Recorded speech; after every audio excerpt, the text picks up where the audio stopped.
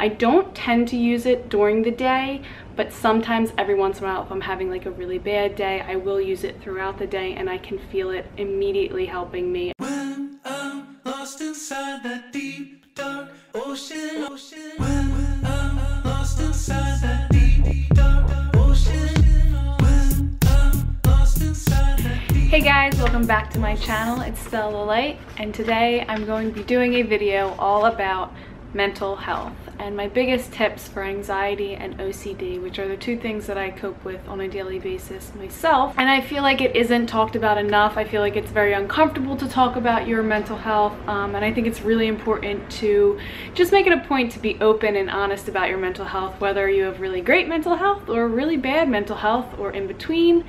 Whatever it is, there should be no embarrassment with telling your story, talking about your problems, and finding ways, sharing ways to cope. So I'm going to be going over my biggest tips in this video, the things that I do to cope with my anxiety and my OCD. What has worked for me the best over the past 4 or 5 years of real, true mental health work that I've been doing. When I first was diagnosed with anxiety and OCD, I was prescribed a lot of medications.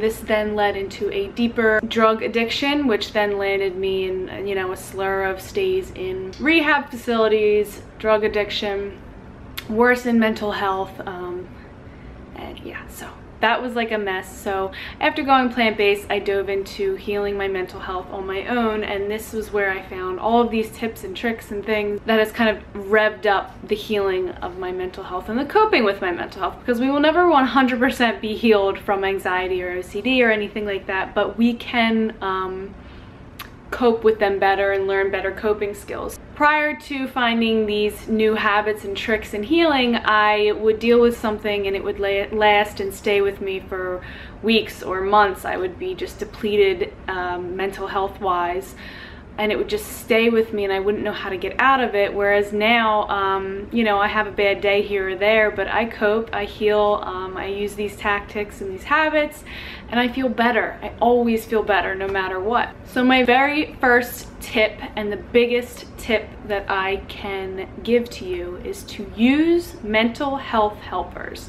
I kind of started using this term about a year or two ago, probably, just to describe the things that I do every day, no matter if I'm having a really good mental health day or a really bad mental health day. I use these things every single day. I do them every single day. I do at least 3 or 4 of them every day, and they help me so much. So some of my own top mental health helpers are getting outside in nature, so hiking, walking, running, sitting in nature, listening to music, sitting on my front porch, no matter how cold, hot, whatever it is. Get up early before it gets hot out and get outside.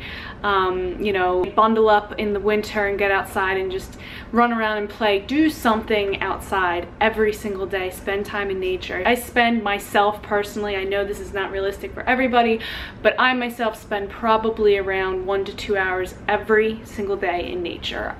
It's just a part of my lifestyle. It's what I do every day.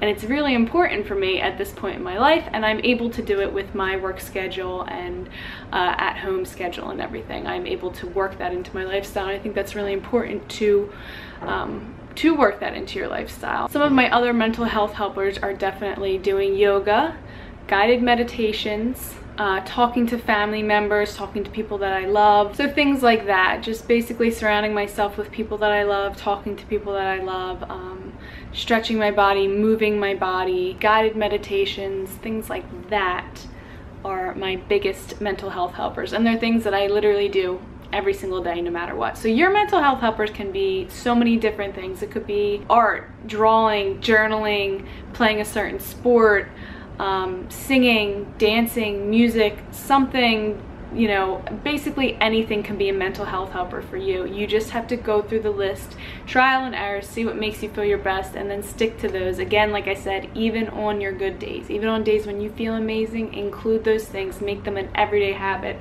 just like you would brushing your teeth, brushing your hair, getting dressed. Make sure that you include, getting outside in nature for me is just every day, run of the mill.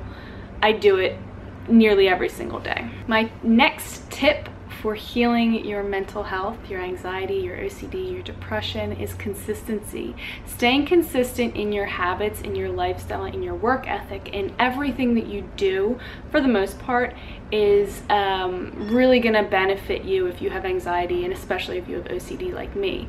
No matter where I'm at in the world, and I travel, so I'm not saying that you need to stay home and, you know, do your morning rituals and stay in the same pattern every day. I do different things. I travel all over the world, and I still have my same consistency in diet, sleep, what I eat, my little morning routine, staying up with my mental health helpers. You know, I'm very consistent in keeping that nice flow of healthy consistency. So anything that is healthy and good for me, I'm very consistent with it, and I've been really consistent with it over the past 4 years for the most part. So my next tip isn't really something that you can physically do, but it's just a learning lesson for yourself. It was something that I learned, and it took a while for me to kind of understand what it meant, but basically what it is that you cannot jump to happiness.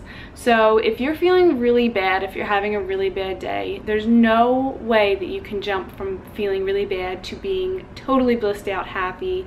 It's just never going to happen that way. But what you can do is take those small little steps to feel better. So in that moment of feeling really bad, you have kind of two choices of whether to feel a little bit better or a little bit worse.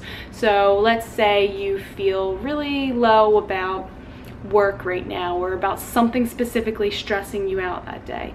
You can either decide to sit there and obsess over it, think about it, bully yourself about it, you know, basically sit in your own shit is what I kind of like to say. Sit in your own head and just obsess over it. Or you can decide to do a little something that'll make you feel better. Drink a glass of water, rest your eyes for 15 minutes, call your mother, call your friend, go for a walk, some tiny little thing, I mean anything really, to feel just that little bit better so that you can start rolling back up to feeling a lot better. So yeah, it was kind of before I kind of wanted this fix it thing where I was like, I want to do something that's going to make me just happy. I just want to be happy. And I'm like, you know what? I gotta be real with myself. I can't jump to happiness when I'm so low. It's such a low spot. It's unrealistic. My next tip is to take care of your pillars of health. Now, when I talk about pillars of health, those are just like the most important things in your health, which tend to be your sleep and rest, movement, what you eat, hydration, just the big things in life that really impact you. So day to day, taking care of those things and making them a priority, not 1 or 2 days a week. Don't slough off on the weekends because, you know, you want to go out and party or go out and eat junk food or whatever. Kind of, if you have really touchy mental health like I do, you really want to keep up with these things. You really want to stay consistent in those, and I guess that reverts back to the consistency tip. But again, I just really think they are the most important pillars, and especially for me, what I'm eating is super important. What I'm putting into my body really affects me, as well as sleep. So I think those two are the big things. Rest and food, basically, for me, are two really important things, as well as not consuming bad things. So drugs, basically, things that are going to hurt me mentally and physically. I like to stay away from caffeine, especially. I've been using Dandy Blend for the past 4 years to substitute out caffeine because I was a really big caffeine drinker. I loved the taste of coffee. I liked that warm drink. So I've been using Dandy Blend, and I recently just discovered something called mud water, and it's like a chai, spicy, creamy, chocolatey drink. It has a tiny bit of caffeine in it. I think they're coming out with a caffeine-free version soon, which I think is awesome, but it has such a minimal amount of caffeine in it that I can even drink it. I don't drink this all day long, but I will drink Dandy Blend all day long. It doesn't matter what time I really drink that, but for the mud water, I will drink that, you know, no later than like 12 p.m. Just because, again, I'm so sensitive to caffeine, especially from coffee. But if you guys want to try mud water, I'm going to link them down in the description, as well as a coupon code for you guys to use. I think I have a coupon code, at least. I'm not really sure. I have to double check with them. I just really enjoyed it. They sent me it last month, and I was like, this is delicious. So anyways, yeah, so staying away from caffeine, super important for me, and I think it's super important for a lot of people because caffeine can amp up your anxiety like tenfold. It just causes turmoil up here, causes turmoil in your gut, just really not good for you. My next tip is something that's pretty controversial to some people. Some people are really for it, some people are really against it. It is an entirely personal choice, but I do use CBD oil. This I think is very important to understand about CBD oil. Just alone taking CBD oil is not really going to help you much unless you are catering to everything else in your lifestyle. So if you want, you can kind of go through the list prior to this and make sure that you can tick off all of those boxes and then dive into looking at CBD, because if you live an unhealthy lifestyle outside of using CBD, you're not really going to feel the benefits from it. But I've been using a brand called Sunday Scaries for the past, I'd say, month and a half, and it has by far been the best brand that I've ever tried. And I've tried several brands, so that's kind of saying something. I guess I have experience in CBD. So they have vegan CBD gummies and they have vegan CBD oil as well. So both of those are really, really great. I prefer the oil, honestly. I just drop it right underneath my tongue. Actually, I'll go get it real quick. Hold on. So this right here is their tinctures. This is just 500 milligrams of CBD oil. And then here is the vegan gummies. I don't know if it'll focus. There we go. So these two right here have really, really helped me. Again, like I said, on top of taking care of my mental health overall in general. But how I use these is basically for the oil. In the morning when I first wake up, I always like to put about 10 drops underneath my tongue. It just sets the tone for the day, I feel like. I don't tend to use it during the day, but sometimes every once in a while, if I'm having like a really bad day, I will use it throughout the day and I can feel it immediately helping me. When I put it under my tongue, it tends to, I think, absorb more quickly. But yeah, I also use it for, I get a migraine maybe once every couple months. I'm sure you guys kind of saw me talk about it previously, but I use CBD oil after my migraine and it honestly helped so much. I've never had a migraine for less time than that. I had it for maybe 4 hours in total and then it subsided, whereas I usually have it for like a full 12 hours plus, and then I get another one the next day. I didn't get another one the next day.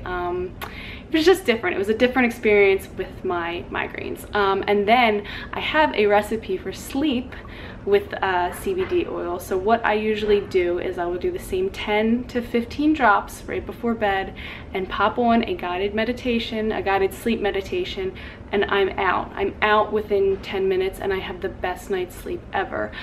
So I only use this when I need to. I don't use it. I have never felt addicted to it. There's no addictive properties to it. There's no THC in it, so you won't get high off of it or anything like that. It's simply the medicinal part of the CBD, which is wonderful. So yeah, if you guys want to check those guys out, I'm going to link them down in the description for you, as well as the mud water. And my very last tip, and one that I think is super, super important, is not to bottle your feelings up. I know people tend to say things like toughen up or just let it go, or you know, we use different things to push it off. We use drugs to push it off. We use partying. We use relationships. Just basically whatever way we can kind of push off our feelings and pretend like they don't exist. That's the best thing to cope. I don't think that's a way of coping. I think that's a way of building emotion until you burst and then you have a complete mental breakdown. And it's happened to me several times in my life prior to coming to finally opening up and letting these emotions out, talking it out. I tend to share everything, every kind of feeling I'm having, especially with loved ones like my family, my mother, Damon, my siblings.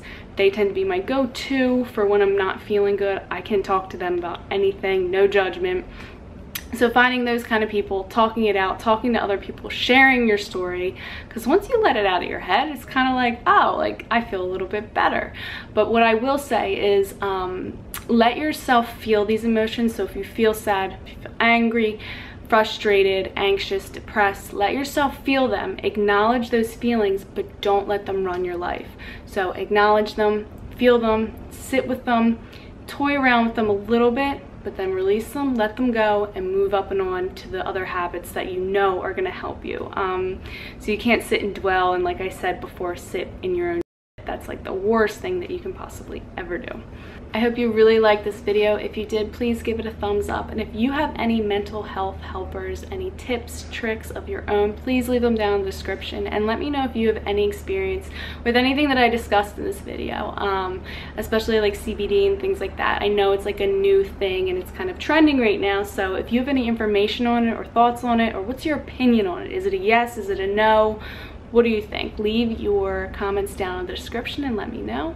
And I'll see you guys for the next video.